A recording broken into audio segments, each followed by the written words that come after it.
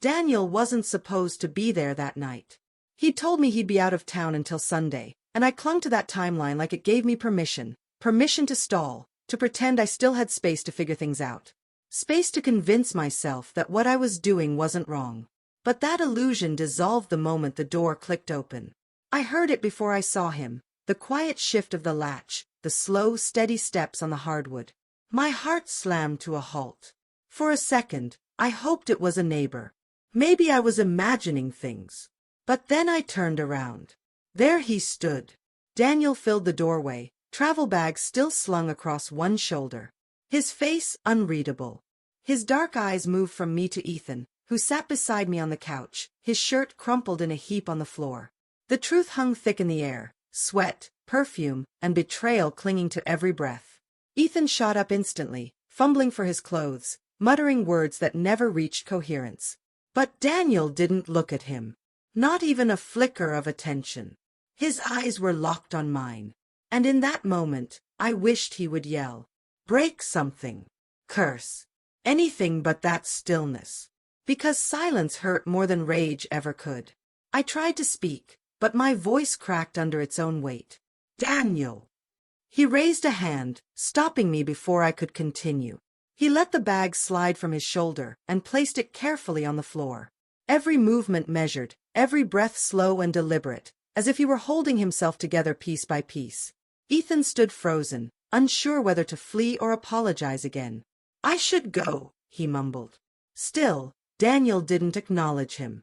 After a beat, Ethan grabbed his shoes and slipped out the door, leaving us in a silence that felt too heavy to exist. The room shrank around me. I inhaled, but it felt like there was no air left.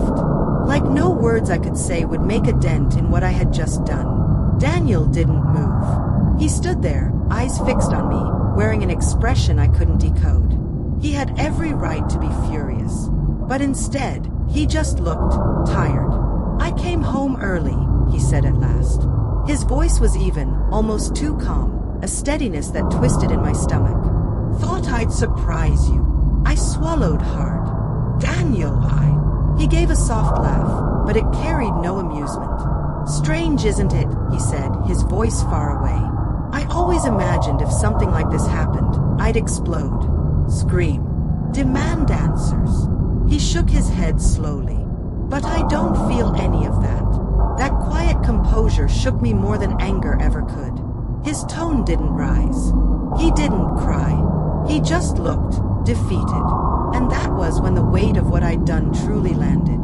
Not through some dramatic outburst. Just the way his shoulders sagged. The faint crack in his voice. I had destroyed what we had, years of it, and I'd done it recklessly, selfishly. I never meant to hurt you, I whispered. He exhaled deeply, dragging his hand across his face. For the first time, he looked away from me. But you did. The silence returned, thicker than before. I wanted to speak, to move toward him, to explain. But I had no defense. No justification worth saying. Before I could try, he walked over to the dresser. My breath caught. He opened the top drawer and pulled out a small velvet box. My stomach twisted. I'd seen that box a few weeks earlier, tucked in the back when I was searching for socks. I hadn't dared open it, but I knew what it was. I'd imagined the moment, him kneeling, my tears, the joy, the promise of forever. Daniel flipped the box open. Inside sat a delicate, beautiful diamond ring. Simple. Perfect. His fingers trembled as he held it out between us. His face gave away nothing. I was going to propose this weekend, he said softly. I've been planning it for months. Tears blurred my vision. My throat clenched. Daniel, please. He snapped the box shut and slid it back into his pocket. Another long breath. Like breathing was something he had to force now. Then finally, he looked at me again. I hope he was worth it.